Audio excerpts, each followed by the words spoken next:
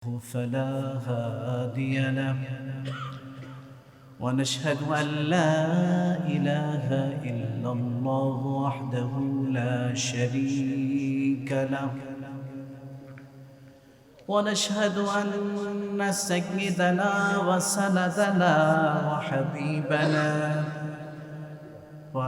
وحبيب أرواحنا محمد صلى الله عليه وعلى آله وأصحابه وبارك وسلم الذي أرسله بالحق بشيرا ونذيرا وداعيا إلى الله بإذنه وسراجا وقمرا منيرا فقد قال الله تعالى في كلامه المجيد والفرقانه الحميد أعوذ بالله من الشيطان الرجيم بسم الله الرحمن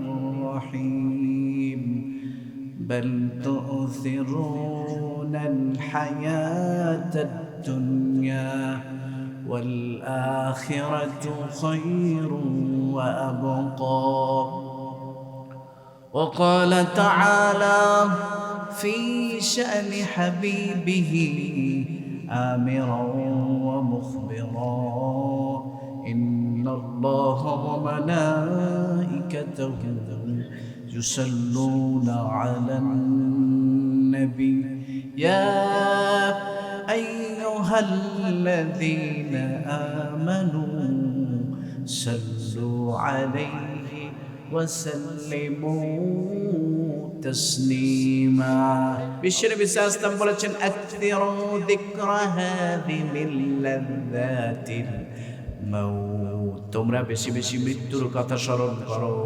কারণ মৃত্যুটা তোমাদের জীবনের সকল সুখ আর স্বাচ্ছন্দ্যকে পানসা করে দিবে ঠিক কি না এজন্য বেশি বেশি কিসের কথা স্মরণ করতে হবে মৃত্যুর কথা স্মরণ করতে হবে মরণের কথা যত বেশি স্মরণ করবেন তত বেশি আপনার অন্তরকে নরম করে দিবেন কে আরো জোরে বলেন কে দিবেন সেই আল্লাহর জন্য সবাই আমরা বলি আল্লাহ আমাদের মৃত্যু যেন ভালো হয় মৃত্যু যেন কি হয় মরার আগে যেন আমাদের মুখে কালেমা নসিব হয় ঠিক কি না এইজন্য আল্লাহ রাব্বুল আলামিন সর্বপ্রথম যাকে সৃষ্টি করলেন সাইয়েদনা আদম আলাইহিস সালাম কাকে সৃষ্টি করেছেন সাইয়েদনা আদম আলাইহিস সালামকে সৃষ্টি করলেন লাম্মা খালাকাল্লাহু আদামা 60 জিরাআন যখন আল্লাহ তাআলা আদম আলাইহিস সালামকে সৃষ্টি করলেন 60 হাত লম্বা কত হাত সাইয়েদনা আদম আলাইহিস সালাম যখন এক পাও মারতেন প্রায় আধা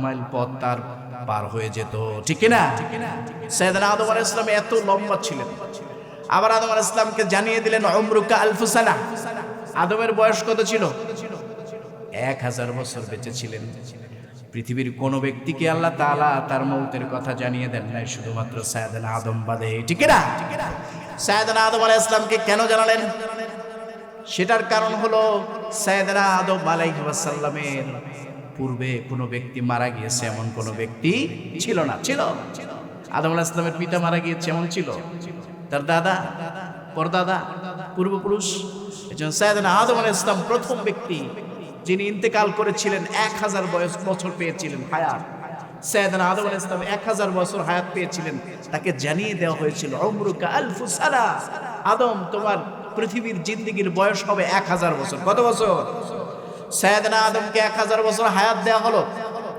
সাইয়েদনা আদমকে এমন এক জায়গায় নিয়ে যাওয়া হলো যেখানে অনেকগুলো রূহ ছিল আমরাও ছিলাম রূহের জগতে আল্লাহ নিয়ে আদমকে দেখালেন আদম এই যে দেখছো এই রূহগুলো সব তোমার সন্তান সুবহানাল্লাহ পড়েন সাইয়েদনা আদম অপলক দৃষ্টিকে তাকিয়ে রইলেন বুখারীর বর্ণনা সাইয়েদনা আদম আলাইহিস সালাম দেখতে পেলেন তার মধ্যে একটা রূহ দেখতে বড় সুন্দর দেখা যায় আল্লাহকে জিজ্ঞাসা করলেন আল্লাহ এই রূহটা কার রূহ আল্লাহ তাআলা বললেন এই রূহটা হলো তোমার সন্তান সাইয়েদনা দাউদ দাউদ আলাইহিস সালাম, যাকে আল্লাহ কিংশিপ দিয়েছিলেন, রাজত্ব দিয়েছিলেন, বলে ইনি নবী হবেন, এটা হলো তোমার সন্তান। বলে আল্লাহ এর বয়স কত? বলে এর বয়স হলো 40 সানা। কত বছর? 40 বছর। কত? রূহটা দেখতে অনেক সুন্দর দেখা যায়, কিন্তু তার বয়স মাত্র 40। কত? বলে আল্লাহ তার বয়স কেন 40? তার বয়সটা একটু বাড়ানো যায় না? বলে রুফিআতিল কালাম, আল্লাহ বলেন কলম লেখা শেষ হয়ে গেছে, কলমের লেখা শেষ হয়ে গেছে, কালি শুকিয়ে গেছে, তার আর বয়স বাড়ানো যাবে না। তখন সাইয়েদনা আদম আলাইহিস সালাম বললেন, আল্লাহ আমার জীবনে 1000 বছর তুমি আমার জীবন দিয়েছো, 1000 থেকে 60 বছর কেটে আমার ওই সন্তানটাকে তুমি দিয়ে দাও। সুবহানাল্লাহ। আল্লাহ বলেন, যাও মনসুর, আদম তোমার সন্তান আদম দাউদকে 60 বছর যুক্ত করে দিলাম। দাউদ আলাইহিস সালামের বয়স ছিল কত বছর? 40 বছর। দাউদ আলাইহিস সালামকে 60 বছর দিয়ে দেওয়া হলো। এবার দাউদ 60 আর 40 কত বছর পাবে হায়াত? 100 বছর। তাহলে সাইয়েদনা আদম আলাইহিস সালাম থেকে আল্লাহ কেটে নিয়েছেন কত বছর? 60 বছর। তাহলে 1000 থেকে 60 কাটলে কত হয়? 940। সাইয়েদনা আদম আলাইহিস সালাম 940 বছর চলে গেল, একে একে করে দিনগুলো পার হয়ে যায়, রাত পার হয়ে যায়। সাইয়েদনা আদম আলাইহিস সালামের বয়স যখন হলো 940, আল্লাহ তাআলা গোটা পৃথিবীর সকল সৃষ্টিগুলোর জন্য একদল ফেরেশতা তৈরি করে দিলেন। এই ফেরেশতারা মালাকুল মাউতের নেতৃত্বে একদল ফেরেশতা, তারা মানুষের জান কবজ করে। ঠিক কি না? মালাকুল মাউত এসে গেল, সাইয়েদনা আদম আলাইহিস সালামের কাছে আসলো, আনা মালাকুল মাউত উকিলা বিকুম, আমি তোমাদেরকে তোমাদের জান কবজ করার জন্য আল্লাহ আমাকে পাঠিয়েছেন। সুবহানাল্লাহ। কোন মালাকুল মাউতকে পাঠিয়েছেন? কে? মালাকুল মউতকে পাঠিয়েছেন সাইয়েদনা আদম আলাইহিস সালামের কাছে এসে বলছে, সাইয়েদনা আদম আমি আপনার জান কবজ করতে এসেছি। সাইয়েদনা আদম বলে, আল্লাহ আমাকে জানিয়েছে আমার হায়াত বাড়িয়ে দিয়েছেন 1000 বছর। কত বছর? কি আপনারা ঠান্ডা হয়ে গিয়েছেন? আমার কথা শুনতে পাচ্ছেন তো? 1000 বছর হায়াত দেওয়া হয়েছে, তো আমার তো কেবল 940 হয়েছে, আরো 60 বছর পাবো না? বলে আপনি আপনার 60 বছরের হায়াতকে আপনার ছেলেকে দিয়ে দিয়েছিলেন, সেই জন্য আপনার 60 বছর কাটা গিয়েছে। সাইয়েদনা আদম বলে, না, আল্লাহ আমাকে 1000 বছর দিয়েছে, আমি কাউকে কোনো বয়স টয়স দেই নাই। আমি বয়স দেই নাকি? যাও মিয়া, চলে যাও আল্লাহর কাছে। আল্লাহর কাছে গিয়া বলছে মালাকুল মউত, আল্লাহ সাইয়েদনা আদম বলছে তাকে নাকি আপনি বয়স দেন নাই, বয়স কমায় দেন নাই। আল্লাহ বলেন, আদমকে আমি 1000 বয়স হায়াত দিয়েছি, 1000 বছর যখন তাকে তার সাথে কমিটমেন্ট হয়েছে, সে 1000 বছরই বাঁচবে। সুবহানাল্লাহ। সাইয়েদনা আদম আলাইহিস সালাম ভুলে গিয়েছেন, নাসিয়া আদম ফানাসিয়া বানু আদম। এই জন্য আদম আলাইহিস সালাম ভুলে গিয়েছিলেন, এই জন্য বানু আদম, আদমের যত সন্তান আসবে এই পৃথিবীতে সকলেই কি ভুলে যাবে আর ভুল করবে। এই জন্য আফাতুল ইলমি আন-নিসিয়ান, জ্ঞানের দন্যতা হলো, জ্ঞানের সব থেকে বড় অভাব হলো, সব থেকে বড় কমতি হলো আন-নিসিয়ান, ভুলে যাওয়া। জ্ঞানের সব থেকে দন্যতা হলো, জ্ঞানী ব্যক্তির সব থেকে দুর্বলতা হলো সে ভুলে যায়। সাইয়েদনা আদম আলাইহিস সালাম ভুলে গিয়েছিলেন, ঠিক কি না? আদম আলাইহিস সালাম ভুলে যাওয়ার কারণে আল্লাহ তাআলা আদম আলাইহিস সালামকে 1000 বছর হায়াত দিয়েছিলেন। এই আদম আলাইহিস সালাম 1000 বছর হায়াত পেয়েছিলেন, আর সাইয়েদনা দাউদ আলাইহিস সালাম কত বছর পেয়েছিলেন? 100 বছর। কত বছর? হযরত সুলাইমান আলাইহিস সালাম একবার তার রাজত্বে তিনি বসেছিলেন। দাউদ আলাইহিস সালামের ছেলের নাম কি? সুলাইমান আলাইহিস সালাম। দাউদ আলাইহিস সালামের রেখে যাওয়া কিংশিপ পেয়েছিলেন সাইয়েদনা সুলাইমান আলাইহিস সালাম। সাইয়েদনা সুলাইমান আলাইহিস সালাম বসে আছেন, পাশে তার ওজির বসে আছে। হঠাৎ করে মালাকুল মউত এসে হাজির। কে হাজির? মালাকুল মউত এসে হাজির। ওই মজলিসে মালাকুল মউত এসে সুলাইমান আলাইহিস সালামের মজলিসে এসে বড় বড় চোখ করে ওয়াজিরের দিকে তাকালো। ওয়াজির মানে হলো মন্ত্রী। ওয়াজির মানে কি? মন্ত্রী। মন্ত্রী পরিষদ নিয়ে সুলাইমান আলাইহিস সালাম বসে আছেন। হঠাৎ মালাকুল মউত এসে হাজির হলো, বড় বড় চোখ করে যখন ওয়াজিরের দিকে তাকালো, মন্ত্রী ভয় পেয়ে গেলেন। সাইয়েদনা সুলাইমানকে জিজ্ঞাসা করলেন, সুলাইমান, নবী আলাইহিস সালাম কে এসেছিল আপনার কাছে, এত বড় চেহারা নিয়ে আমার দিকে তাকালেন, আমি ভয় পেলাম। বলে, এটা হলো মালাকুল মউত। কে? মালাকুল মউত, মৃত্যুর ফেরেশতা, যে সকলের জান কবজ করে নেয়। ঠিক না? মৃত্যুর ফেরেশতা আছে না নাই? সব থেকে শক্তিশালী ব্যক্তির জান কবজ করবে না করবে না? সাইয়েদনা সুলাইমান আলাইহিস সালামের কাছে ওজির এবার কাঁপে আর বলতেছে, ও সুলাইমান, আমাকে পৌঁছে দেন অনেক দূরে, আকসাল হিন্দ, হিন্দের ওই দূর প্রদেশে, হিন্দের দূরত্বপূর্ণ এরিয়ায় একটা উপদ্বীপের কাছে আমাকে রেখে আসেন।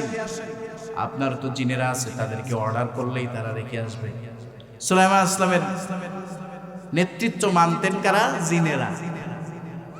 1 মাসের পথ পূর্ব থেকে প্রাচ্য, প্রাচ্য থেকে পশ্চাত্য চলে যেত 1 ঘন্টা, অল্প সময়ের মধ্যে চলে যেত। সুলাইমান আলাইহিস সালাম যে তক্তে চড়তেন সেটাতে কোনো ইঞ্জিনও প্রয়োজন ছিল না, কোনো ওয়েলিং এরও প্রয়োজন ছিল না। সাইয়েদনা সুলাইমানকে বলছে, সুলাইমান আলাইহিস সালাম, আপনি আমাকে আকসাল হিন্দ, হিন্দের দূরবর্তী উপদ্বীপে আমাকে রেখে আসেন, আমি ভয় পাচ্ছি, ওনাকে দেখে আমি ভয় পেয়েছি। সুলাইমান আলাইহিস সালাম অর্ডার করে জিনেদের মাধ্যমে হিন্দের ওই উপদ্বীপের মধ্যে তার ওয়াজিরকে রেখে আসলো। হঠাৎ করে সুলাইমান আলাইহিস সালাম দেখতে পেলেন তার সামনে এসে মালাকুল মউত হাজির। কে হাজির? মালাকুল মউত। এবার বলছে, মালাকুল মউত তুমি কোথায় ছিলে?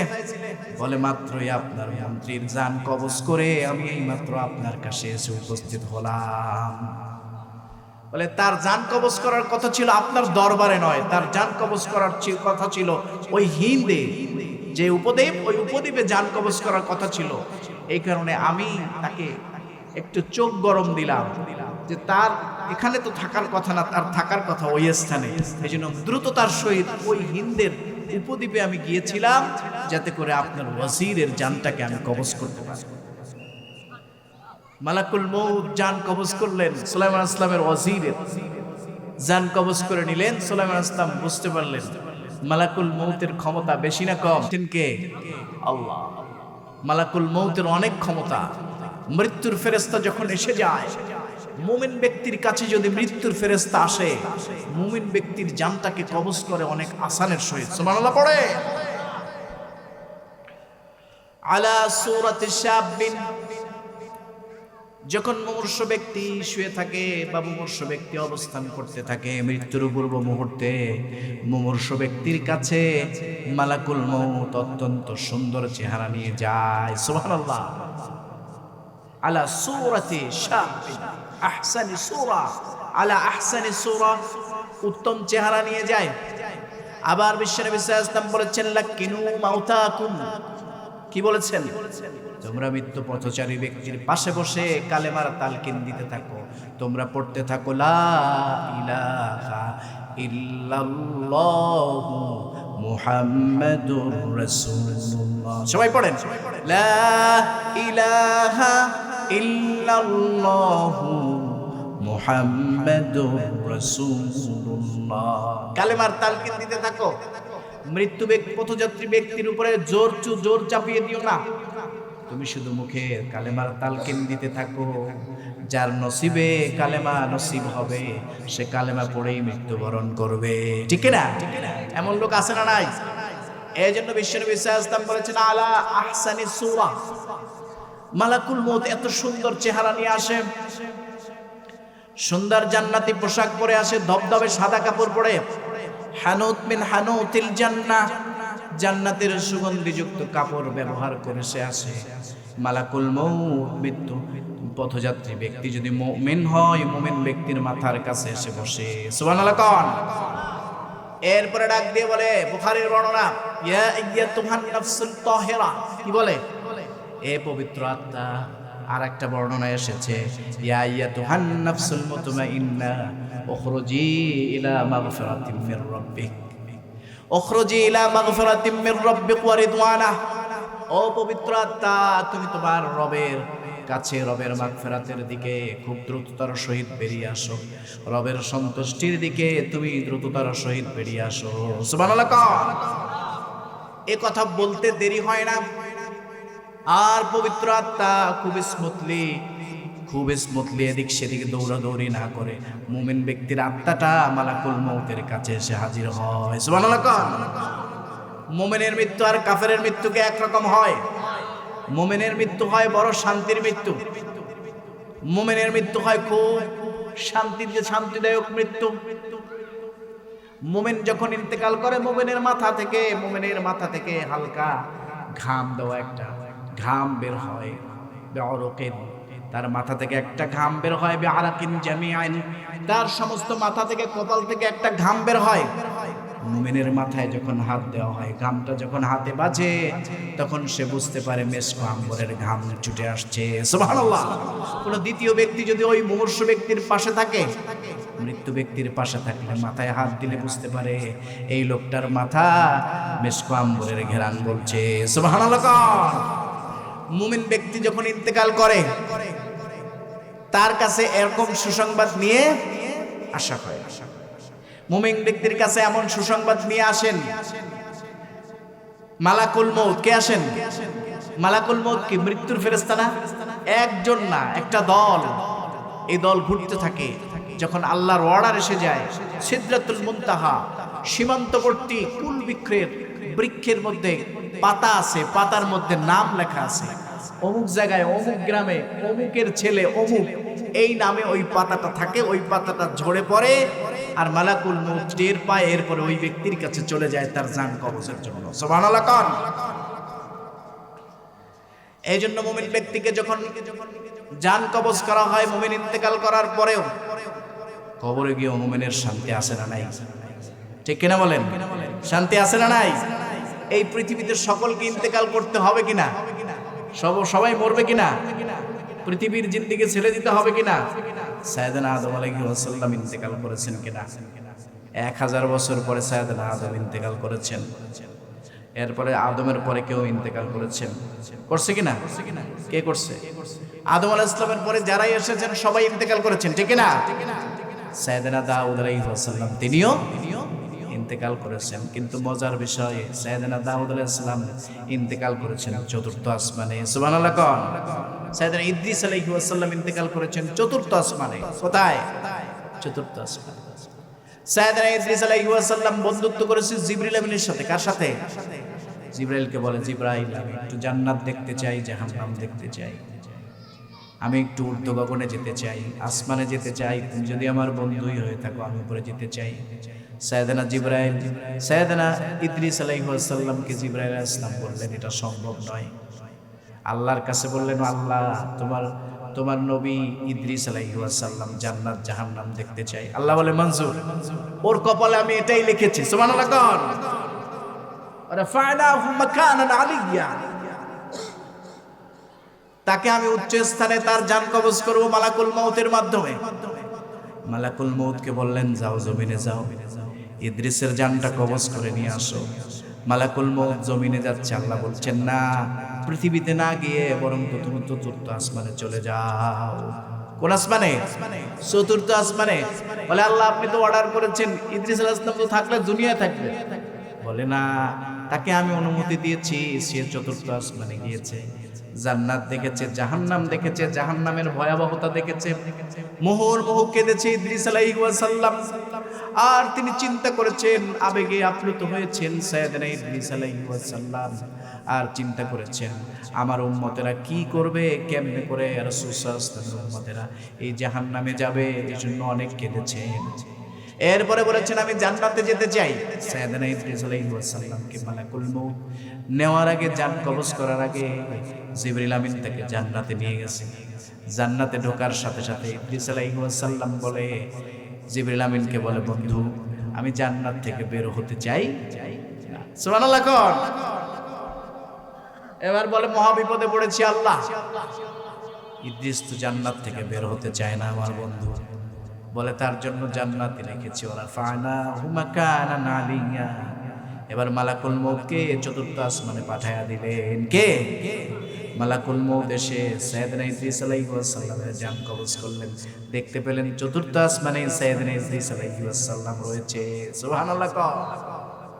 সাইয়েদনা ইদ্রিস আলাইহিস সালামের জান কবজ করলেন।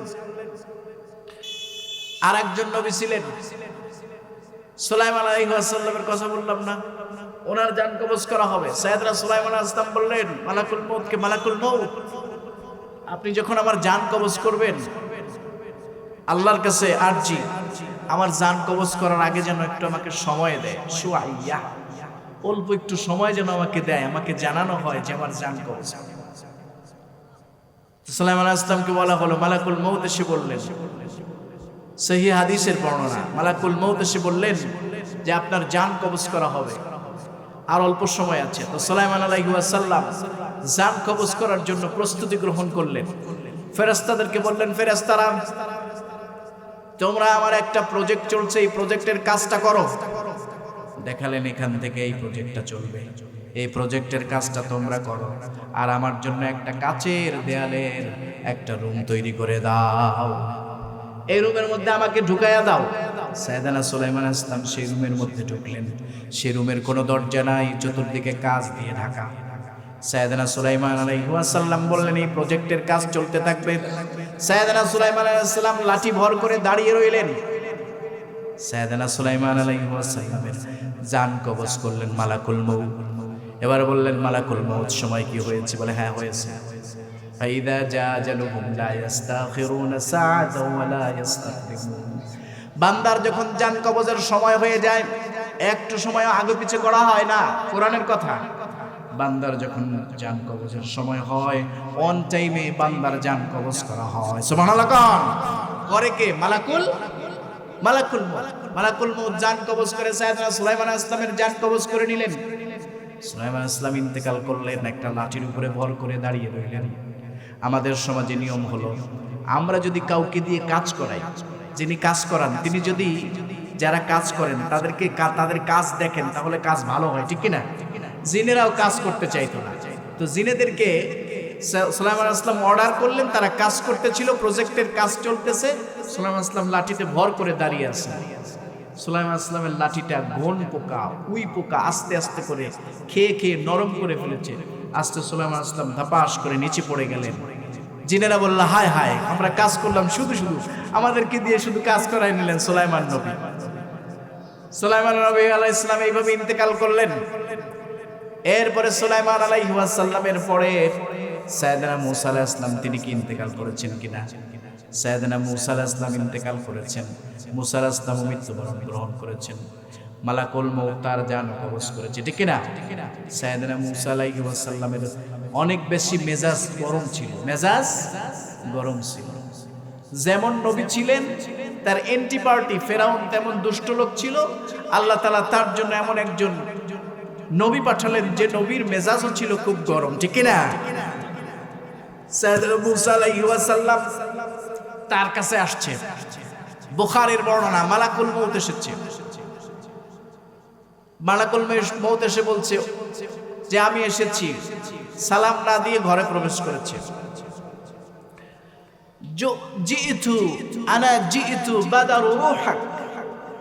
আমি এসেছি আপনার জানটা কবজ করার জন্য। কোনো অনুমতি নেয় নাই, সালাম দেয় নাই।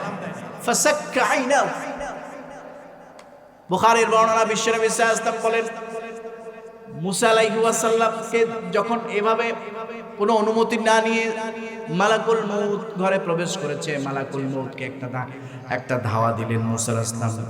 তার হাতটা দিয়ে এভাবে করে তার হাত দিয়ে আঘাত করলেন। যখন তার চোখের মধ্যে আঘাত পড়লো, একটা চোখ তার পড়ে গেল। বুখারীর বর্ণনা, মূসা আলাইহিস সালামের কাছে যাওয়ার পরে আল্লাহর কাছে চলে গেছে। আল্লাহ এত ভয়ানক নবী, মানুষ যত আমাকে দেখে তাদের জান কবজ করতে যাওয়ার সময় তারা আমাকে দেখে ভয় পায়, কিন্তু এ যেন উল্টা দিক দর্শন দেখলাম আমি। এ কেমন নবী? আপনার নবী তো আমাকে ধাওয়া দিয়ে আপনার কাছে পাঠাই দিলেন। সুবহানাল্লাহ। সাইয়েদনা মূসা আলাইহিস সালামের কথা যখন আল্লাহর কাছে বলেছে, আল্লাহ বলেন, সাইয়েদনা মূসা তাকে আমি পাঠিয়েছি জালালী নবী হিসেবে, এটা আমার কুদরত, তুমি বুঝতে পারবে না। সুবহানাল্লাহ। মালাকুল মউতকে বলছে, কারণ আছে, শোনো, আমি মূসার সাথে কথা বলি। এবার আল্লাহ তাআলা মূসার সাথে কথা বললেন, মূসা রে, তুমি একটা গরুর পিঠের উপরে হাত রাখো। সাইয়েদনা মূসা আলাইহিস সালাম গরুর পিঠের উপরে হাত রাখলেন। এবার আল্লাহকে বললেন, আল্লাহ, হাত রাখলে কি হবে? বলে, গরুর পিঠে যেখানে হাত রেখেছো সেখানে যত পশম আছে এই পরিমাণ হায়াত তোমাকে বাড়ায়া দিলাম। সাইয়েদনা মূসা আলাইহিস সালাম বলে, আল্লাহ, এখানে যদি 2000 পশম থাকে, বলে 2000 বছর বাঁচবা। বলে, আল্লাহ, তারপরে কি হবে? তারপরে তোমার মউত। বলে, আল্লাহ, যদি 2000-এর বেশি থাকে তারপরে? বলে, তারপরে তারপরেও যদি তোমার 2000-এর বেশিও যদি পশম থাকে, এই পর্যন্ত তুমি হায়াত পাবে, এরপরে তোমাকে মৃত্যুবরণ করতে হবে। সাইয়েদনা মূসা আলাইহিস সালাম বলছেন, না আল্লাহ, এরকম হায়াতের আমার দরকার নাই, আল-আন, এখনই আমার জান কবজ করা হোক। মূসা আলাইহিস সালামের জান কবজ করা হলো। মূসা আলাইহিস সালামের জান কবজ করে নিলেন মালাকুল মউত। এজন্য মুমিন ব্যক্তির জান যখন কবজ করা হয়, মুমিনের জানটা কবজ করা হয় অত্যন্ত আসানির সহিত। সুবহানাল্লাহ কোন। এজন্য মুমিন ব্যক্তির, মুমূর্ষ ব্যক্তির পাশে গিয়ে বিশ্বনবী সাল্লাল্লাহু আলাইহি ওয়াসাল্লাম তালকিন দিতে বলেছেন, লাক্কিনু মাউতাকুম, তোমরা মুমূর্ষ ব্যক্তির পাশে গিয়ে তালকিন দাও, কালেমার তালকিন দিতে থাকো। তার নসিবে যদি কালেমা জোটে তাহলে সে লা ইলাহা ইল্লাল্লাহু মুহাম্মাদুর রাসূলুল্লাহ এই কালেমা পড়ে সে ইন্তেকাল করবে, ঠিক না? জোরাজোরি করবে না। কিন্তু আমরা এই কালেমাটা পড়ি মৃত্যু ব্যক্তির খাটিয়াটাকে মাথায় চড়াইয়া কাঁধে নিয়ে তখন আমরা কালিমা পড়তে যাই, ঠিক না? ভুল জায়গায় কালিমা পড়ে, ভুল সময়ে পড়ে। কালেমা পড়তে হবে কোথায়? কালেমার বাস্তবায়ন করতে হবে জীবিত থাকা অবস্থায়, কিন্তু আমরা সেইটা বাস্তবায়ন করি মৃত অবস্থায়, ঠিক না? আবার যখন দাফন কাফন হয়ে যায় তখন তার পাশে বসে কোরআন তেলাওয়াত করে, কিন্তু এই কোরআনের বাস্তবায়নটা হবে পৃথিবীতে, সেটা পৃথিবীতে বাস্তবায়ন না করে বরং সেই বাস্তবায়নটা করে মৃত ব্যক্তির কাছে গিয়ে। কোনো কাজে আসবে? মৃত ব্যক্তির কোনো কাজে আসবে না, ফর নাথিং। এই কাজটা একেবারে কোনো কাজের মধ্যেই করবে না, তার কোনো কাজেই সেটা আসবে না। অনেক কিছু আমরা করি, কিন্তু সেটা জীবিত থাকা অবস্থায় যদি তাকে বোঝানো যেত, তাকে দিয়ে এই কাজগুলো করা যেত, সেটা তার জন্য সব থেকে বেশি ফলপ্রসূ হতো, ঠিক না বলেন? মুমিন ব্যক্তি যখন ইন্তেকাল করে, মুমিন ব্যক্তি ইন্তেকাল করার পরে মুমিন ব্যক্তিকে 4টা তাকবীর দিয়ে জানাজার নামাজ আদায় করা হয়। মুমিন ব্যক্তিকে গোসল করানো হয়। মসজিদের পাশে রাখা একটা খাটি আছে, একটা পালকি আছে, পালকিতে উঠায়া তারপরে কবরে রাখা হয়, ঠিক না? কবরের নিচে থাকে মাটি, উপরে থাকে চাটাই। এই জন্য মৃত্যুর আগে মরতে হবে, ঠিক না? মুতু ক্বাবলা আন তামুত। তুমি মৃত্যুর আগে যদি মরতে পারো, যদি মরার স্মরণ কেউ বেশি করে, মৃত্যুর স্মরণ কেউ বেশি করে, তাহলে জাহান্নামের অনুভব সে বুঝতে পারবে, জাহান্নাম তার জন্য কঠিন হয়ে যাবে, ঠিক না? জাহান্নামের উপলব্ধি তার মধ্যে এসে যাবে, ঠিক না? এই জন্য বিশ্বনবী সাল্লাল্লাহু আলাইহি ওয়াসাল্লাম বলেছেন, আকসিরু যিকরা হাদিমিল লাযাতিল মাউত, তোমরা বেশি বেশি মৃত্যুর কথা স্মরণ করো, কারণ মৃত্যু অত্যন্ত যন্ত্রণাদায়ক, ঠিক না? এজন্য মৃত্যু ব্যক্তি যখন মুমিন ব্যক্তি ইন্তেকাল করবে, বিশ্বনবী সাল্লাল্লাহু আলাইহি ওয়াসাল্লাম বলেছেন, মুমিন ব্যক্তিকে 4টি প্রশ্ন করা হবে। কয়টি? কবরের জিন্দেগিতে কয়টা প্রশ্ন হবে? সবাই বলেন কয়টা? 4টা প্রশ্ন করা হবে যখন মুমিন ব্যক্তিকে কবরে রাখা হবে। মুমিন ব্যক্তিকে কবরে রাখার পরে প্রথম প্রশ্ন করবে, মান রব্বুকা, তোমার রব কে? তোমার, আমরা আমাদের রবকে চিনি, আমাদের রবকে আরো জোরে বলেন কে? আল্লাহ আমার রব, এই রবই আমার সব, দমে দমে তনু মনে তারি অনুভব। আল্লাহ আমার রব, এই রবই আমার সব, দমে দমে তনু মনে তারি অনুভব, ঠিক না? দমে দমে আমরা অনুভব করি কার? মুমিন ব্যক্তি প্রথম প্রশ্নের উত্তর দেবে, মান রব্বুকা, রব্বি আল্লাহ। এরপরে দ্বিতীয় প্রশ্ন করা হবে, ওমা দীনু, তোমার দিন কি, তোমার ব্যবস্থাপত্র কি, জীবন ব্যবস্থা কি? কোরআনে কারীমে দ্বীনের অর্থ এসেছে 2টা। একটা হলো জীবন ব্যবস্থা, কি বলেন? জীবন ব্যবস্থা। আর একটা হলো মালিকি ইয়াউমিদ্দিন। আমরা পড়ি না, আমরা বলি বিচার দিবসের মালিক, নট প্রতিফল দিবসের মালিক কে? প্রতিফল দিবসের মালিক আল্লাহ। এজন্য জিজ্ঞাসা করা হবে, ওমা দীনুক, তোমার দিন কি? মুমিন ব্যক্তি উত্তর দিবে, আমার দিন হলো ইসলাম। ইন্নাদ-দীনা ইনদাল্লাহিল ইসলাম। সূরাতুল আলে ইমরানের 19 নম্বর আয়াতে আল্লাহ বলেছেন, নিশ্চয়ই ইসলাম হলো, Islam is the complete code of life. Islam হলো একটা জীবন ব্যবস্থা, এমন জীবন ব্যবস্থা যে জীবন ব্যবস্থা যদি কেউ ফলো করলে তার ইহকালীন পরকালীন উভয় জিন্দেগি ভালো হবে। সুবহানাল্লাহ কোন। সূরা বাকারার 201 নম্বর আয়াতে আল্লাহ বলছেন, যেটা আমরা মুনাজাতে করি, রব্বানা আতিনা ফিদ দুনিয়া হাসানাতাও ওয়া ফিল আখিরাতি হাসানা ওয়া কিনা আযাবান নার। ঠিক কি না বলেন? রব্বানা আতিনা ফিদ দুনিয়া হাসানা, ও মাবুদ আপনি আমাদের দুনিয়ায় হাসানা দিন, ওয়া ফিল আখিরাতি হাসানা, আখিরাতে হাসানা দিন, ওয়া কিনা আযাবান নার, জাহান্নামের আযাব থেকে আপনি আমাদেরকে রক্ষা করুন। ঠিক কি না? কার কাছে বলি আমরা? জোরে চিৎকার মেরে বলুন, কার কাছে বলি? আল্লাহর কাছে আমাদেরকে চাইতে হবে কিনা বলেন? যদি কোনো ব্যক্তির কালেমা নসিব হয়, নসিব না হয় মৃত্যুর পূর্বে, কিছু করার আছে কারো? করার মালিক কে? এই জন্য মুমিন ব্যক্তি প্রশ্নের উত্তর দিবে কি, ওমা দিন, তোমার দিন কি? তখন সে বলবে ইন্নাদ দীন ইসলাম, আমার দিন হলো একমাত্র জীবন ব্যবস্থা হলো ইসলাম। কি? ইসলামই হলো আমার দিন ব্যবস্থা। এরপরে 3 নম্বর প্রশ্ন করা হবে, ওমান হাদার রাজুল, একজন ব্যক্তিকে দেখিয়ে প্রশ্ন করা হবে, এই লোকটা কে? তখন মুমিন ব্যক্তি বলবে তিনি হলেন মুহাম্মদুর রাসূলুল্লাহ সাল্লাল্লাহু আলাইহি ওয়াসাল্লাম। মুমিন ব্যক্তি যখন বলাৎ কণ্ঠে বলবে মুহাম্মদুর রাসূলুল্লাহ সাল্লাল্লাহু আলাইহি ওয়াসাল্লাম, তখন মুমিনকে চতুর্থ আর একটা প্রশ্ন করা হবে, যেটা কাফেরকে করা হবে না। মুমিনের জন্য চতুর্থ আর একটা প্রশ্ন আছে, আপনারা জানেন? চতুর্থ প্রশ্ন হলো ওমা ইলমুক, তুমি কোথা থেকে এই জ্ঞান পেয়েছো? তখন মুমিন ব্যক্তি কবরে বসে তার উত্তর দিবে, আর রহমান আল্লামাল কুরআন খলাকাল ইনসান আল্লামাহুল বায়ান। সুবহানাল্লাহ। উত্তর দিয়েছে কে? কোরআন। কোরআন সুন্নাহর মাধ্যমে মুমিন জানতে পেরেছে আর রহমান আল্লামাল কোরআন, রহমান যিনি শিক্ষা দিয়েছেন কোরআন। কোরআনের জ্ঞানের মাধ্যমে আমরা ইসলাম শিখেছি। ঠিক না? আমরা দ্বীন শিখেছি, আমরা জানতে পেরেছি আল্লাহকে। আল্লাহ আমাদের রব, আমাদের দ্বীন কি ইসলাম, আর মুহাম্মদুর রাসূলুল্লাহ সাল্লাল্লাহু আলাইহি ওয়াসাল্লাম আমাদের নেতা। ঠিক না? এই 4টা প্রশ্নের যখন উত্তর দিবে, মুমিনের জন্য খোঁজখবরই আছে না নাই?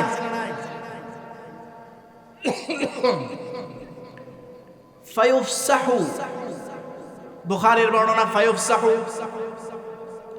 আবওয়াবুল জান্নাহ, ফায়ুফসাহু লাহু বাবান, তার জন্য একটা দরজা খুলে দেবে জান্নাতের।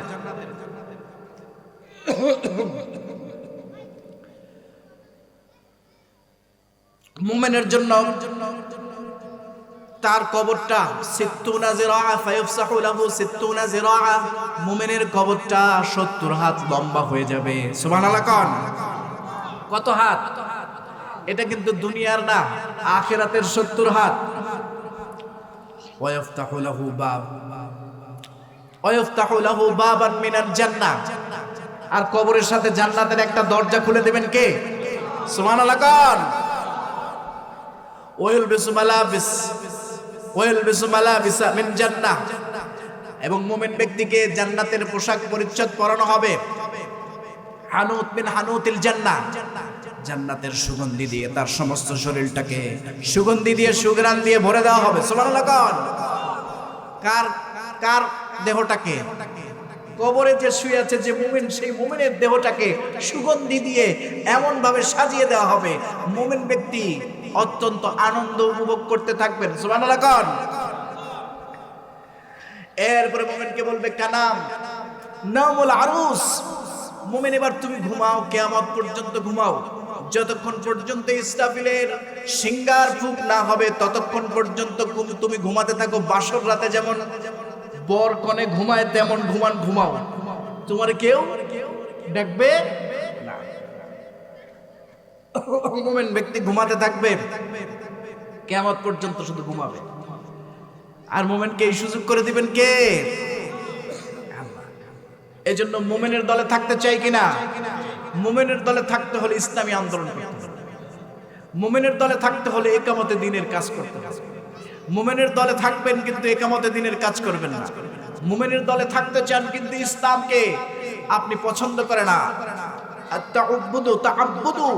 তাআব্বুদু আল ইসলাম, যে ব্যক্তি ইসলামকে, ইসলামের প্রতি বিদ্বেষ ছড়ায়, ইসলামের কথা শুনলেই যার গায়ে আগুন জ্বলে, ইসলামের কথা শুনলেই যার গায়ে ফোঁটা দিতে থাকে, ইসলামের শরীয়তকে যে মানতে চায় না, এই ব্যক্তি কখনো মুমিনের মৃত্যু তার হতে পারে না। ঠিক কিনা বলেন?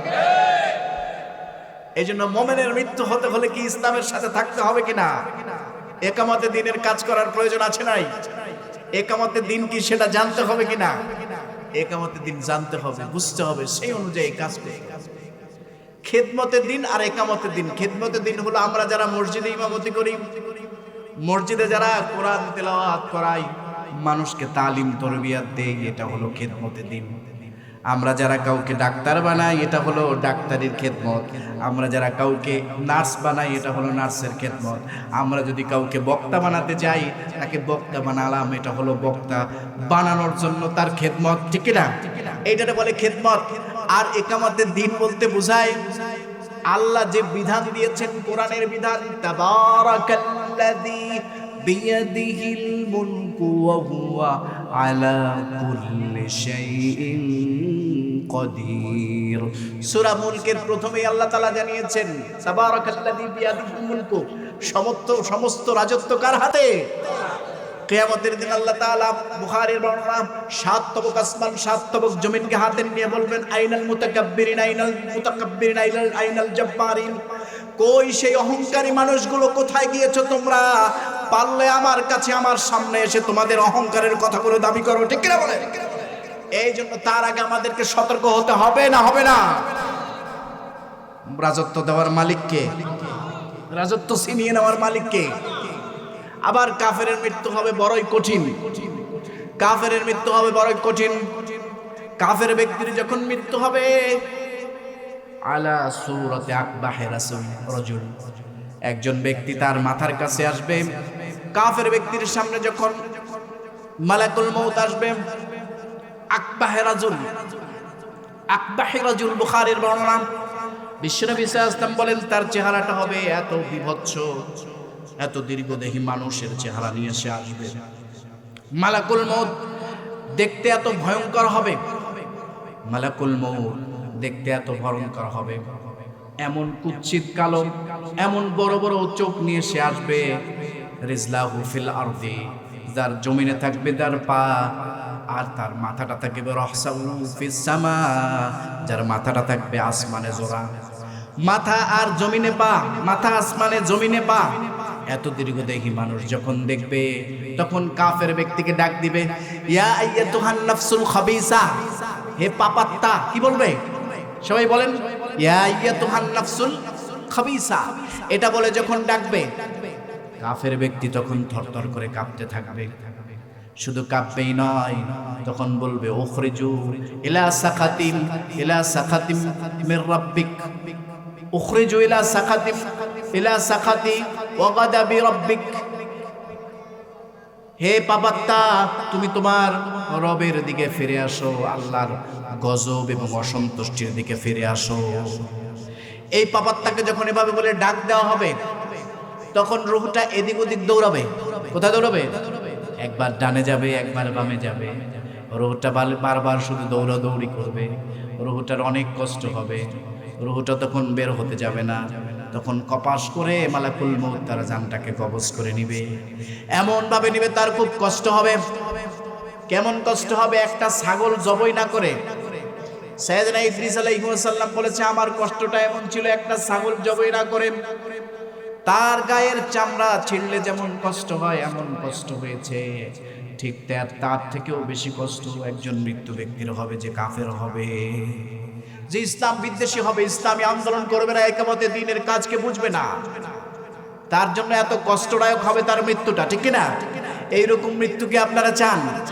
যারা ডানপন্থী হবে তাদের মৃত্যু হবে ভালো, যারা বামপন্থী হবে বা আমার রামেদের সাথে যারা চলবে তাদের মৃত্যু হবে ভয়ানক। চোখগুলো উল্টায়ে যাবে, মাথা দেখে মাথা কুঁচকে যাবে, এত কষ্ট হবে, ব্যাপক কষ্ট হবে। ওই ব্যক্তি যখন কবরে যাবে, কবরে যাওয়ার পরে তাকে প্রশ্ন করা হবে তিনটা। কয়টা? প্রথম প্রশ্ন করা হবে, মান রব্বুকা। সে বলবে, রব কে? রব টপ তো চিনি না, আমার যেমন মনে চেয়েছে তেমন করেছি। দুনিয়া কা মজা লে লো, দুনিয়া তো তোমারি হ্যায়, দুনিয়ার মজা নিয়েছি, আমার যেমন মনে চেয়েছে তেমন করেছি, রবও চিনি না, সৃষ্টিকর্তাও চিনি না, আমার ইচ্ছা মতো আমি অন্যায় কাজ করেছি, 180 মাইল গতিতে অপরাধ করে চালিয়ে গিয়েছি, ঠিক না? কাফের ব্যক্তি যখন প্রথম প্রশ্নের উত্তর এভাবে দিবে, দ্বিতীয় প্রশ্ন করা হবে অমা দিন, বলে দিন টিন কি আমি জানি না, দিন বলতে কিছু আছে এটা আমার জানাই নেই। এবার বলবো অমান হাদার রাজুল, এই লোকটাকে, বলে এই লোকটাকে তো চিনি না, এই লোকটাকে চেনার কোনো কায়দাও নাই। এবার প্রশ্ন করা হবে কিছুই তুমি জানো না, তাহলে কি করা যায় তোমারে? ফায়ুদরাবু মাদারিব মিন হাদিদ, বুখারীর বর্ণনা, বিশ্বনবী সাল্লাল্লাহু আলাইহি ওয়াসাল্লাম বলেন ওই কাফের ব্যক্তির কবরে গিয়ে লোহার হাতুড়ি দিয়ে তাকে এমন ভাবে আঘাত করবে মাথা চূর্ণ বিচূর্ণ হয়ে মাটির মধ্যে ঢুকে যাবে। ফাইলতামিস, এরপরে বলবে মাটিগুলো চাপ দিয়ে দাও, তখন মাটিগুলো এক মাটি আর এক মাটিকে চাপ দিবে, গায়ের সমস্ত পাঁজরের হাড়গুলো খুলে একটা আর একটার মধ্যে ঢুকে যাবে, মাথার মগজগুলো গলে যাবে পাথরের আঘাতে, আবার সমস্ত শরীরে আঘাত করতে থাকবে, চূর্ণ বিচূর্ণ হয়ে যাবে, আবার তৈরি হয়ে যাবে, আবার আঘাত করতে থাকবে। এই হলো কাফেরদের অবস্থা হবে, কাফেরের অবস্থা বড় কঠিন হয়ে যাবে, ঠিক না? এই অবস্থা কাফেরদের হবে। আর কাফের ব্যক্তি তখনই বলবে ইয়া রাব্বি লাউ আন্না কাররাতান, যদি আমাকে আরেকবার সুযোগ দিতেন ওগো আল্লাহ, বিমুমিনিন, মুমিন হওয়ার জন্য।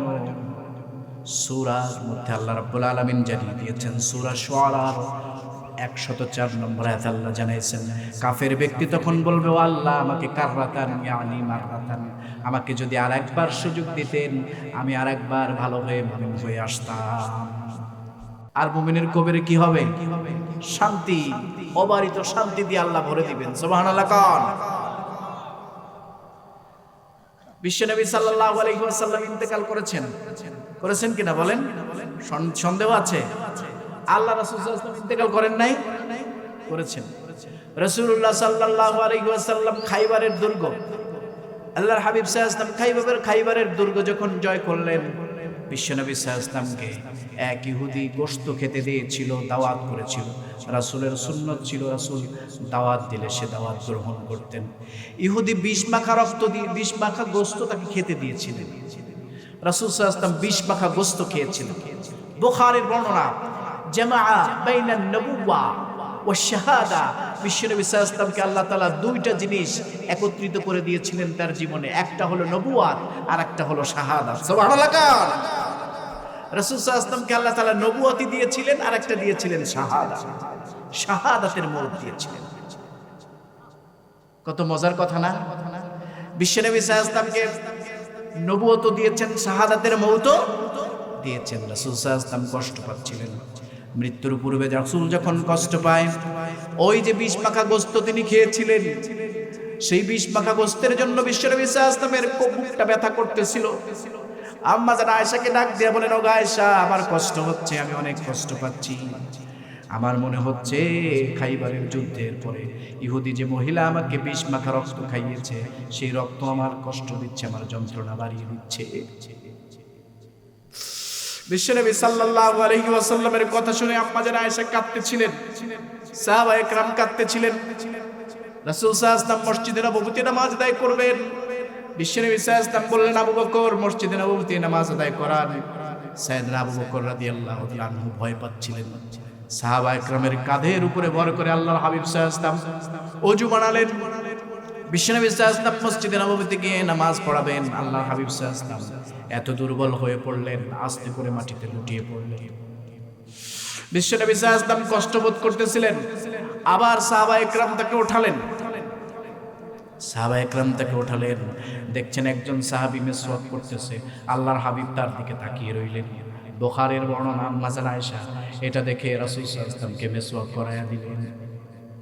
বিশ্বনবীর এই কষ্টের অবস্থা দেখে রাসূল সাল্লাল্লাহু আলাইহি ওয়াসাল্লামের প্রিয় আদরের টুকরা কন্যা হযরতে ফাতেমা রাদিয়াল্লাহু তাআলা আনহা তিনি দেখতেছিলেন আর কষ্ট পাচ্ছিলেন।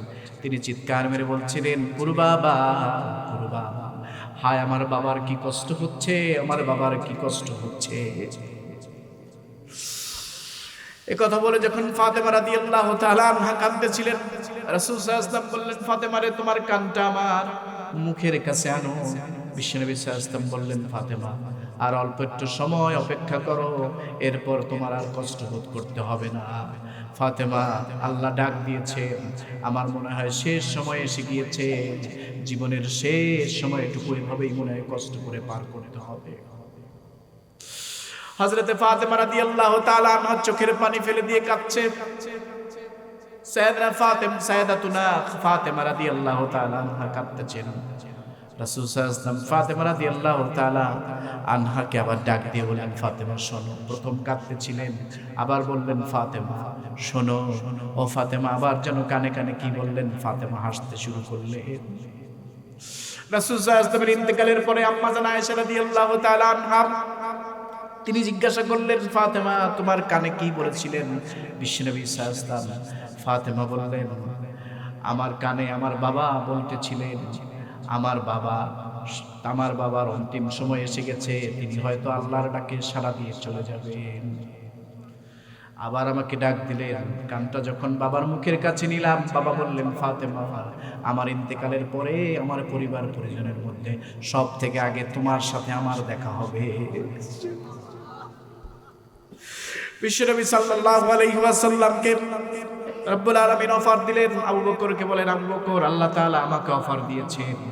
আল্লাহ বলেছেন, রাসূল আপনি যদি আজীবন যদি পৃথিবীতে থাকতে চান থেকে যান, আর যদি আমার কাছে আসতে চান তাহলে চলে আসুন। আবু বকরকে রাসূল সাল্লাল্লাহু আলাইহি ওয়াসাল্লাম জানালেন, আবু বকর আমি থাকতে চাইলাম না, আমার মনে চাইলো আমি আমার রবের কাছে ফিরে যাই। আল্লাহুম্মা ইরফা রাফিকুল আলা, আমি আমার রবের কাছে ফিরে যেতে চাই। এই কথা বলে রাসূল সাল্লাল্লাহু আলাইহি ওয়াসাল্লাম নিজের হাত দুইটা আস্তে করে মাটিতে লুটাইয়া দিলেন। রাসূলের ইন্তেকাল ঘটে গেল। বিশ্বনবী সাল্লাল্লাহু আলাইহি ওয়াসাল্লাম ইন্তেকালের পরে কয়েকটা কথা বলে গেলেন, শেষ করে দিব। বিশ্বনবী সাল্লাল্লাহু আলাইহি ওয়াসাল্লাম আম্মা জান আয়েশাকে ডাক দিয়ে বললেন, আয়েশা রে, আমার কথা বলতে কষ্ট হচ্ছে। আয়েশা, তোমার কানটা একটু কাছে দাও, তোমার কানের মধ্যে কিছু কথা বলে যাই। আয়েশা, আমার ইন্তেকাল হয়ে যাবে, কিন্তু আমার উম্মতদেরকে তুমি জানাইয়া দিও, আসসালাত আসসালাত আসসালাত, আমার উম্মতেরা যেন নামাজ পরিত্যাগ না করে, নামাজ ত্যাগ না করে। এক নম্বর কন্ডিশন হলো আমার উম্মতেরা যেন নামাজ ছেড়ে না দেয়। বিশ্বনবী সাল্লাল্লাহু আলাইহি ওয়াসাল্লাম বলেন, আয়েশা রে, আমার উম্মতেরা যেন নামাজ ছেড়ে না দেয়। ওমা মালাকাত ঈমানুকুম, আর আমার উম্মতদের মধ্যে যারা দিন মজুরি করবে, যারা খেটে উপার্জন করবে, তাদের গায়ের ঘাম শুকানোর আগে যেন তাদের মজুরি দিয়ে দেওয়া হয়। কেমন দয়ার নবী ছিলেন বিশ্বনবী সাল্লাল্লাহু। বিশ্বনবী সাল্লাল্লাহু আলাইহি ওয়াসাল্লাম এইভাবে করে আল্লাহর হাবিব সাল্লাল্লাহু আলাইহি ওয়াসাল্লাম দুনিয়ার মায়া ত্যাগ করলেন। এই জন্য বিশ্বনবী সাল্লাল্লাহু আলাইহি ওয়াসাল্লাম একটা দোয়া পড়তে বলেছেন আমাদেরকে, বুখারীর বর্ণনা, আল্লাহুম্মা রযুকনা হুসনাল খাওয়াতিম। আল্লাহুম্মা রযুকনা, সবাই পড়েন, আল্লাহুম্মা রযুকনা হুসনাল খাওয়াতিম। ও আল্লাহ, আমাদের শেষটা যেন ভালো হয়, শেষটা যেন ভালো হয়। শেষটা ভালো হওয়ার দরকার আছে না নাই? বিশ্বনবী সাল্লাল্লাহু আলাইহি ওয়াসাল্লাম বলেছেন, তোমরা এই দোয়াটা বেশি বেশি করবে, কারণ মানুষের শেষ ভালো হওয়ার দরকার। সারা জীবন ভালো কাজ করেছে, কিন্তু অনেকে দেখা যায় শেষে মৃত্যুর কালেমা নসিব হয় না, কালেমা কপালে জোটে না। রাসূল সাল্লাল্লাহু আলাইহি ওয়াসাল্লামের শ্বশুর ছিলেন আবু সুফিয়ান,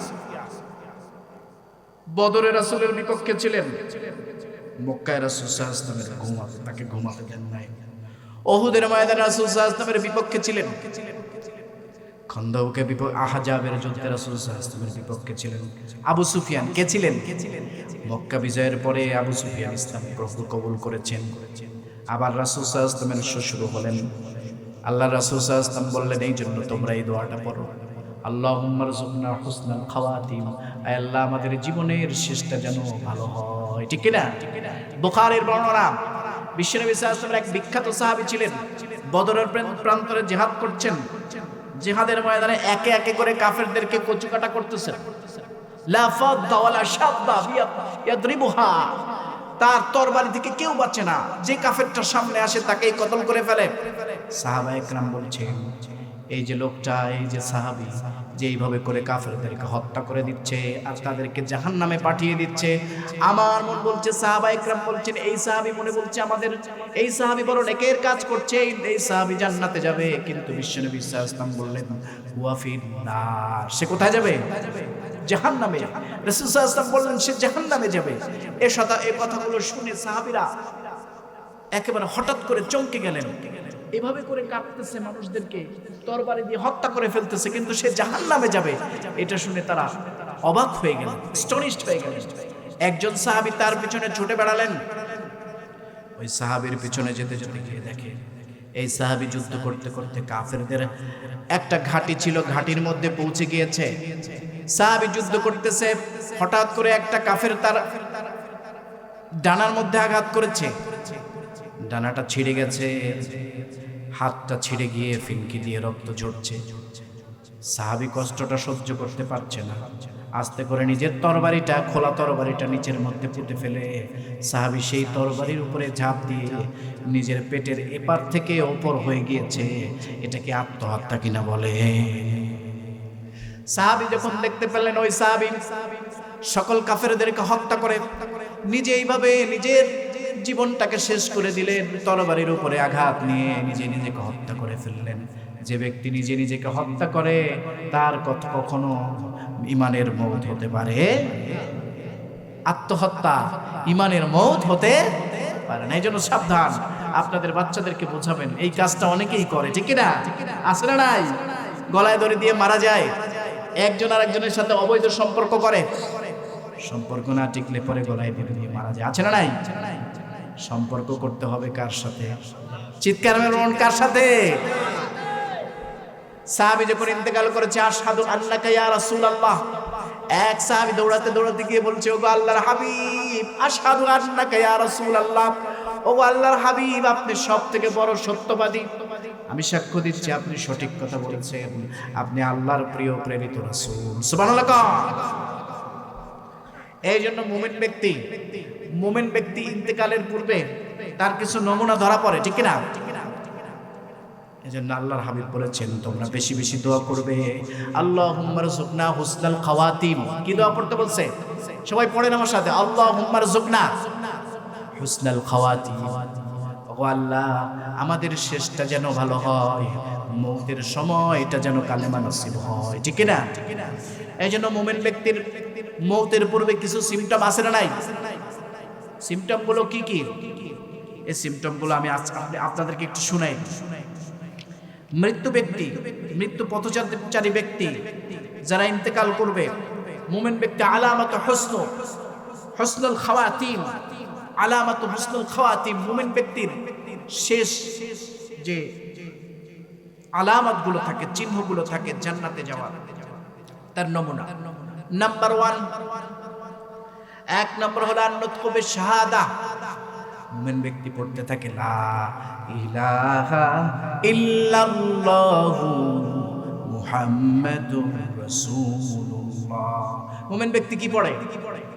মৃত্যুর পূর্বে কালেমা শাহাদা পড়ে, শাহাদা বাক্য বলতে থাকে।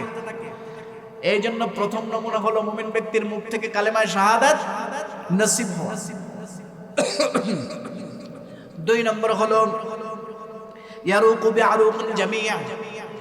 মুমিন ব্যক্তির কপালটা, সমস্ত কপালটা ঘাম দেয়, শুকনো ঘাম দেয়। কি দেয়? শুকনো ঘাম দেয়। কপালের মধ্যে শুকনো ঘাম দেখলেই বুঝবেন মুমিনের মৃত্যুটা ভালো মৃত্যু। এরপরে মুমিন ব্যক্তির ইন্তেকাল হয় জুমার দিনে। কি দিনে? জুমার দিনের মৃত্যুটা ভালো মৃত্যু। রমজানের রোজা রেখে মৃত্যু হয়। সব থেকে গুরুত্বপূর্ণ মৃত্যু হলো শাহাদাতের মওত। ইকামতে দ্বীনের কাজ করতে গিয়ে যে শাহাদাত বরণ করেছে, এটা হলো 1 নম্বর মওত। সুবহানাল্লাহ। কোরআন কারীম সাক্ষী দিচ্ছে, ওয়ালা তাকুলু লিমান ইউকতালু ফি সাবিলিল্লাহি আমওয়াত বাল আহইয়াউ ওয়ালাকিন লা তাশউরুন। আছে না নাই? শাহাদাতের মওত হলো সেরা মওত। বিশ্বনবী সাল্লাল্লাহু আলাইহি ওয়াসাল্লামকে আল্লাহ 2টা জিনিস দিয়েছেন, জামা আল্লাহু বাইনান নবুওয়া, জামা আল্লাহু আন-নবুওয়া ওয়াশ শাহাদা মুহাম্মাদুর রাসূলুল্লাহ সাল্লাল্লাহু আলাইহি ওয়াসাল্লাম। মুহাম্মদ সাল্লাল্লাহু আলাইহি ওয়াসাল্লামকে আল্লাহ দুইটা জিনিস দিয়েছিলেন, একটা দিয়েছিলেন নবুয়াত আর একটা দিয়েছিলেন শাহাদাতের মৌত। এজন্য আত-তাআব্বুদ, বিশ্বনবী সাল্লাল্লাহু আলাইহি ওয়াসাল্লাম বলেছেন রমজান মাসের মৃত্যু শাহাদাতের মৌত। বিশ্বনবী সাল্লাল্লাহু আলাইহি ওয়াসাল্লাম বলেন শাহাদাতের মৌতটা হলো সবথেকে উত্তম মৌত। আল্লাহর হাবিবের বিখ্যাত সাহাবী সাইয়েদনা ওমর দোয়া করতেন, আল্লাহুম্মা রযুকনা শাহাদাতান ফি সাবিলিক ওয়াজআল মাউতি ইলা বালাদি রাসূলিক। আছে না নাই? বুখারীর বর্ণনা। বিশ্বনবীর সাহাবী দোয়া করতেন, আল্লাহুম্মা রযুকনা শাহাদাতান ফি সাবিলিক, ওগো আল্লাহ আপনি আমাকে শাহাদাতের মৌত দিন, শাহাদাতের ওয়াজআল মাউতি ইলা বালাদি রাসূলিক। সাইয়েদনা ওমরের ইন্তেকাল হয়েছিল কোথায়? আবু লুলু গোলাম মাওলাল মুআবিয়া আবু লুলু আল গোলাম তাকে হত্যা করেছিল। ফজরের সালাতে যখন দাঁড়িয়েছেন, এক রাকাতের পরে তার পেটের মধ্যে আঘাত করেছিলেন, তিনটা খোঁচা মেরে তার পেটটা নাভিটাকে ছেড়ে দিয়েছিলেন। সাইয়েদনা ওমর ইন্তেকাল করেছিলেন। এই ঘটনা আপনারা জানেন, সিরাতের গ্রন্থে রয়েছে। সাইয়েদনা ওমর শাহাদাত বরণ করলেন মসজিদে নববীতে। আল্লাহর হাবিব আল্লাহর হাবিব সাল্লাল্লাহু আলাইহি ওয়াসাল্লামের বিখ্যাত এই সাহাবী তিনি দোয়া করতেন, আল্লাহুম্মা রযুকনা শাহাদাতান ফি সাবিলিক ওয়াজআল মাউতি ইলা বালাদি রাসূলিক। এই দোয়া করতেন। বিশ্বনবী সাল্লাল্লাহু আলাইহি ওয়াসাল্লাম বলেন, মুসলিম রাষ্ট্রের পাহারাদার যারা, তাদের মৌতটা কি? শাহাদাতের মৌত। এরপরে আল মাউতু বিআমালিন সালিহিন, নেক আমলের মৌত। তাহাজ্জুদের জায়নামাজে আপনি ইন্তেকাল করেছেন, তাহাজ্জুদের জায়নামাজে অথবা সিজদারত অবস্থায় ইন্তেকাল করেছেন। আন্তর্জাতিক খবর, কোন জায়গার এক ইমাম সাহেব সিজদারত অবস্থায় ইন্তেকাল করেছেন। খবর আছে নাকি? আপনাদের কাছে আছে?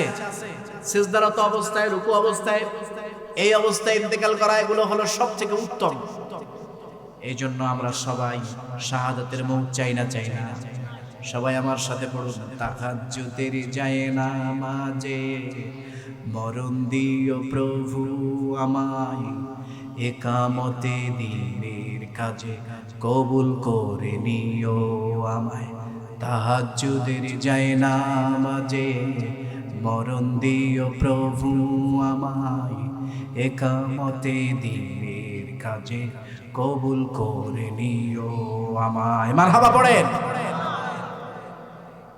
এই জন্য মোমেনের এই গুণগুলো থাকার আমাদের প্রয়োজন আছে না নাই?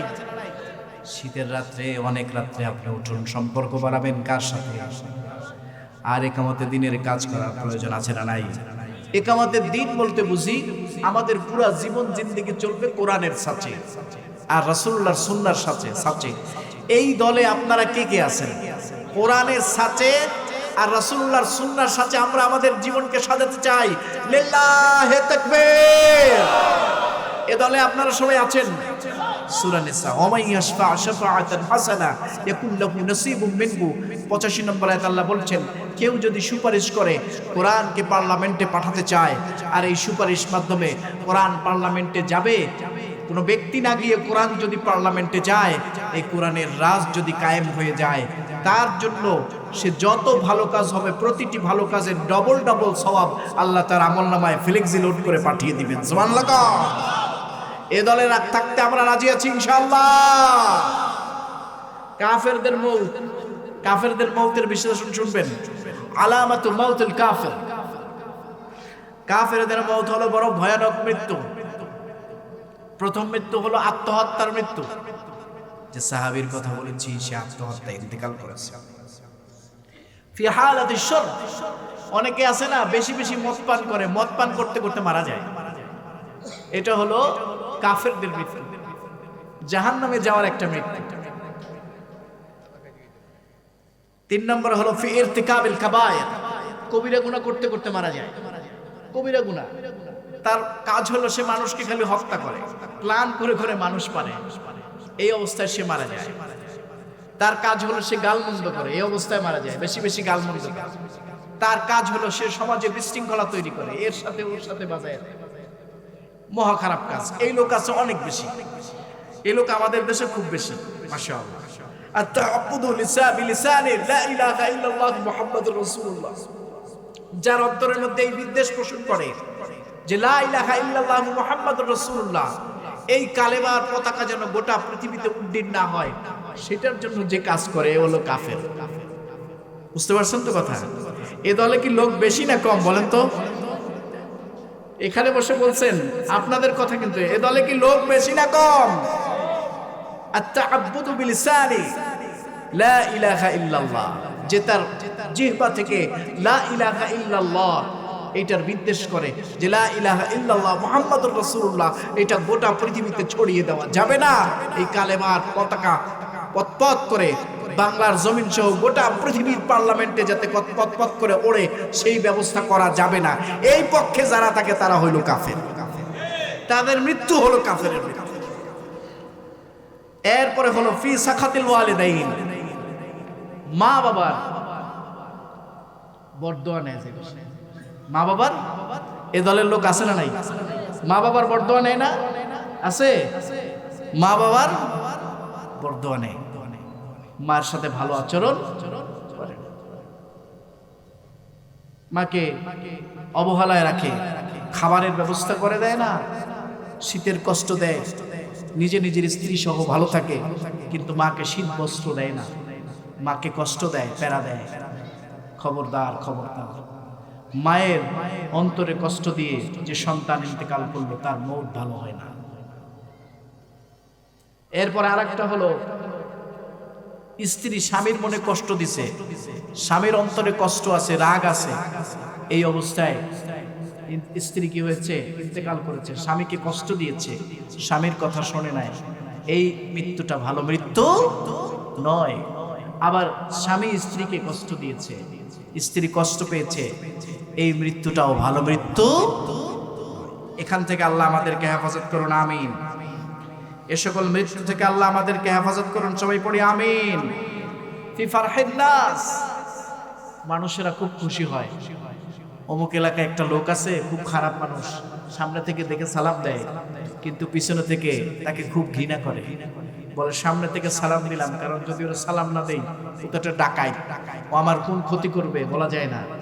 এরকম দেখে, এইরকম লোক দেখে সালাম দেয়, কিন্তু মূলত তাকে ভালোবাসার সালামটা তাকে দেয় না। লোকটা মারা গেলে এলাকার লোকজন বলে যাক একটা আপদ বিদায় হয়েছে। এরকম যদি খুশি হয় তাহলে বুঝতে হবে যে এই লোকের ভাগ্য কপালে ভোগ আছে। এই জন্য বিশ্বনবী সাল্লাল্লাহু আলাইহি ওয়াসাল্লাম বলেছেন যে এইরকম মৃত্যু যাতে না হয় সেজন্য তোমরা আল্লাহর কাছে বেশি বেশি দোয়া করো। কি দোয়া? আল্লাহুম্মা রযুকনা হুসনাল খাওয়াতিম, আয় আল্লাহ আপনি আমাদের শেষটা যেন ভালো হয়, আমাদের মৃত্যুর পূর্ব মুহূর্তের সময়টা যেন ভালো হয়, কালেমা যেন নসিব হয়। আল্লাহ আমাদের সকলের জীবনে মৃত্যুর পূর্বের কালেমা নসিব করে দিন, আমিন।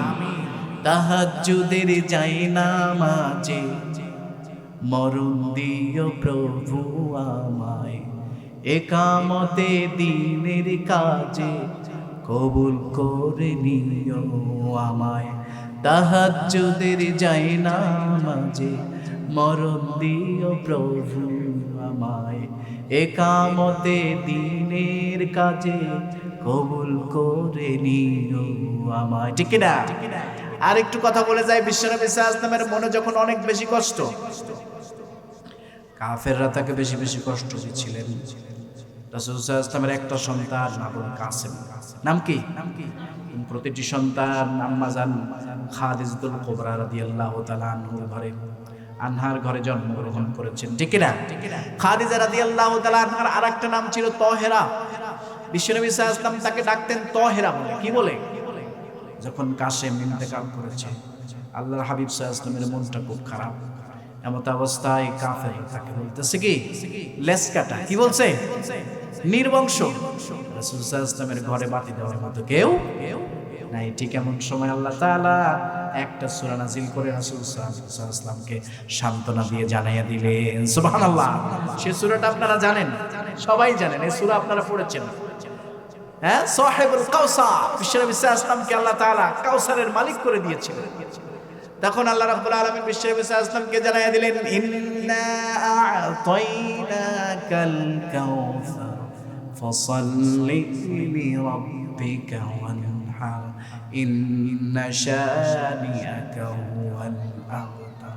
কঠিন কথা বলে যাই শোনেন, কিয়ামতের কঠিন ময়দানে বান্দা আল্লাহর গোলামেরা যখন কাঁদতে থাকবে, নফসি নফসি বলে কাঁদতে থাকবে, বিশ্বনবী সাল্লাল্লাহু আলাইহি ওয়াসাল্লাম সেদিন বলতে থাকবেন, ইয়া উম্মতি ইয়া হাবলি।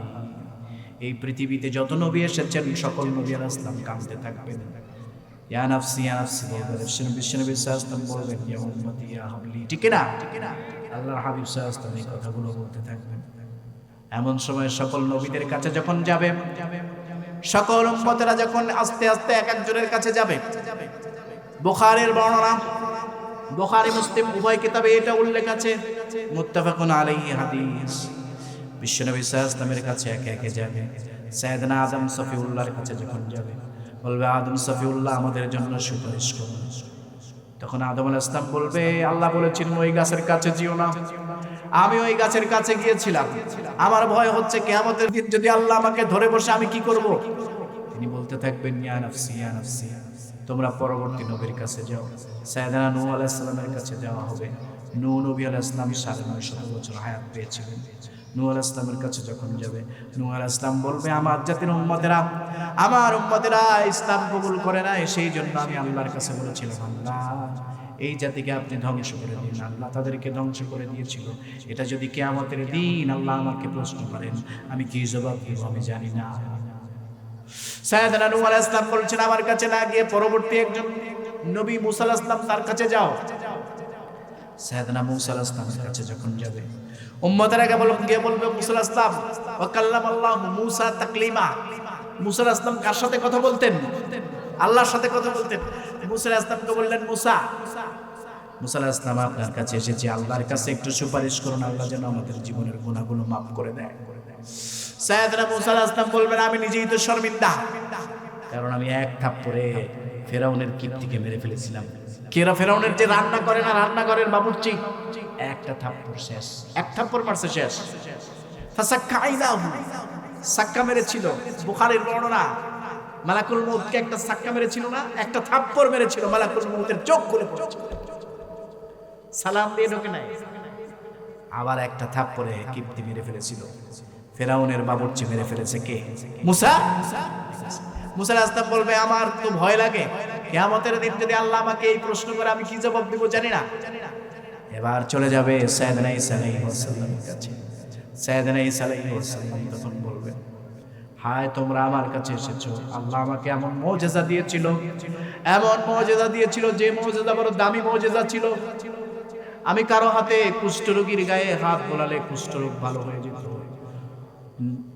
জন্ম থেকে অন্ধ, জন্মান্ধ ব্যক্তির চোখে হাত বুলিয়েছি, জন্মান্ধ ভালো হয়ে গেছে, চোখ স্পষ্ট চোখে দেখতে পেয়েছে। এমন ভাবে আমি চিকিৎসা দিয়েছি, ভালো হয়ে গিয়েছে। কিন্তু আমার অবর্তমানে এই পৃথিবীর অনেক নবীরা, তারা বিশ্বনবী সাল্লাল্লাহু আলাইহি ওয়াসাল্লামের উম্মত হয়ে আসতে চেয়েছিল, কেউ পায় নাই। সুযোগ দেওয়া হয়েছে আমাকে, আল্লাহ আমাকে কবুল করেছেন, আমি মুহাম্মদ সাল্লাল্লাহু আলাইহি ওয়াসাল্লামের উম্মত হিসেবে যাব। সুবহানাল্লাহ। আমরা সেই বিশ্বনবী সাল্লাল্লাহু আলাইহি ওয়াসাল্লামের উম্মত হতে পেরে বেজার না খুশি? লিল্লাহি তাকবীর।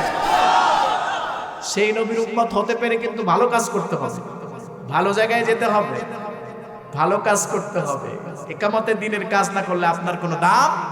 শুনেন কি সাইয়েদনা ঈসা আলাইহিস সালাম তখন বলবে, আমার ভয় হচ্ছে, আমার বর্তমানে আমার উম্মতেরা তারা দাবি করেছিল আমি আল্লাহর ছেলে, আল্লাহর পুত্র, এটা দাবি করেছে, অত্যন্ত ভয় পাচ্ছি, আল্লাহ যেন কিয়ামতের দিন আমাকে ধরে না বসে, এই জন্য আমার ভয় হচ্ছে। ইয়া নাফসি বলে কাঁদতে থাকবে কিয়ামতের কঠিন ময়দানে। বিশ্বনবী সাল্লাল্লাহু আলাইহি ওয়াসাল্লাম সেদিন বলবেন, ইয়া উম্মতি ইয়া হাবলি। কি বলবেন? ইয়া উম্মতি ইয়া হাবলি, এটা বলে কাঁদতে থাকবেন। আল্লাহর হাবিব সাল্লাল্লাহু আলাইহি ওয়াসাল্লাম এই কথা বলে কাঁদতে থাকবেন। আল্লাহ তখন বলবেন, রাসূল সাল্লাল্লাহু আলাইহি ওয়াসাল্লামের মাথাটাকে উঠাইয়া বলো। বিশ্বনবী সাল্লাল্লাহু আলাইহি ওয়াসাল্লাম সেদিন সুপারিশ করবেন। রাসূল সাল্লাল্লাহু আলাইহি ওয়াসাল্লামকে সুপারিশ করতে দেওয়া হবে। রাসূল আপনি ইশফা তুশফা, আপনি সুপারিশ করুন, আমি আল্লাহ একে একে করে আপনার সুপারিশগুলো কবুল করে আপনার সকল উম্মতদেরকে মাফ করে দিই। সুবহানাল্লাহ। বিশ্বনবী সাল্লাল্লাহু আলাইহি ওয়াসাল্লামকে বলছেন ইশফা, আপনি সুপারিশ করুন, তুশফা, মাফ করার জন্য আমি ব্যবস্থা করছি। আল্লাহর হাবিব সাল্লাল্লাহু আলাইহি ওয়াসাল্লাম একে একে সুপারিশ করতে থাকবেন। সুপারিশ করতে করতে অনেকেই জান্নাতে যাবে। যারা এই সুপারিশ করবে তার হাতে একটা ইন্না আ'তাইনাকাল কাউসার, তার হাতে একটা কাউসারের পান পেয়ালা দেওয়া হবে। সুবহানাল্লাহ কোন।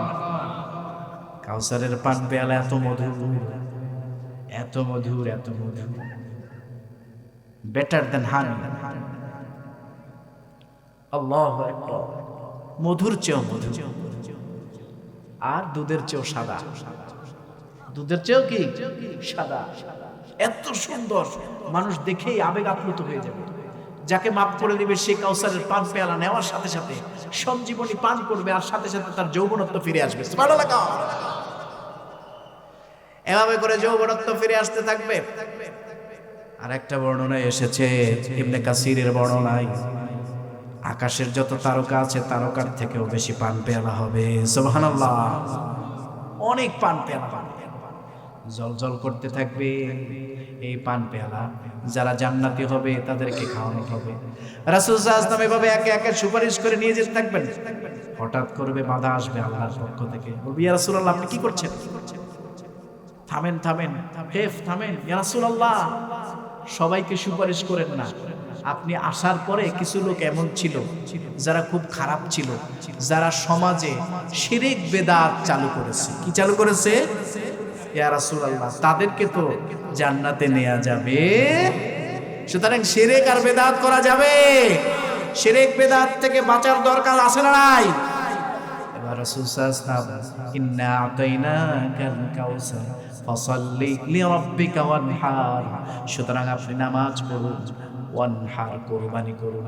এই কোরবানির অনেক বড় গুরুত্ব। এটা হলো স্যাক্রিফাইস, সময়ের স্যাক্রিফাইস। কিসের স্যাক্রিফাইস? সময়ের স্যাক্রিফাইস। এবার রাসূল সাল্লাল্লাহু আলাইহি ওয়াসাল্লামকে বললেন একে তো জান্নাতে নেওয়া। আবার কোরআনের মধ্যে এসেছে রাসূল আপনি তার জন্য যদি ৭০ বারও দোয়া করেন সেই দোয়া আল্লাহর দরবারে কবুল। রাসূল নিজের কোটটাটা তার জন্য খুলে দিলেন, কিন্তু কাজ হলো না। এবার তার জন্য দোয়া করলেন, বললেন না ৭০ বার দোয়া করলেও আপনার দোয়া কবুল হবে না।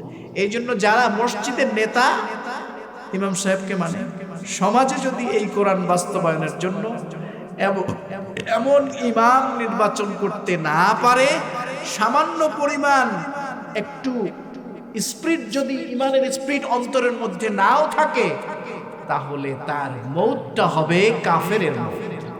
নাউজুবিল্লাহ। কান ফাসাল্লি লিরাব্বিকা ওয়ানহার, সুতরাং আপনি নামাজ পড়ুন, আপনার রবের জন্য কি করেন? কোরবানি। আপনার সময়, আপনার অর্থ, আপনার মূল্যবান সবকিছু আপনি এই কোরআন বাস্তবায়নের জন্য ব্যয় করুন। ইয়া রাসূলুল্লাহ যারা আপনার পিছনে নামাজ পড়েছে, এই যে মুনাফিক সর্দার নামাজ পড়েছে কিন্তু মদিনার প্রেসিডেন্ট আপনি হন এটা চায় নাই, নিঃসন্দেহে তার জন্য জাহান্নাম নির্ধারিত। ইন্নাল মুনাফিকিনা ফিদ দারকিল আসফালি মিনান নার। আল্লাহ আমাদেরকে হেফাজত করুন, আমিন। এই কথাগুলো আমি সহ সকলকে আমল করার তৌফিক দান করুন, আমিন। ওয়া আখিরু দাওয়ানা আলহামদুলিল্লাহি রাব্বিল আলামিন।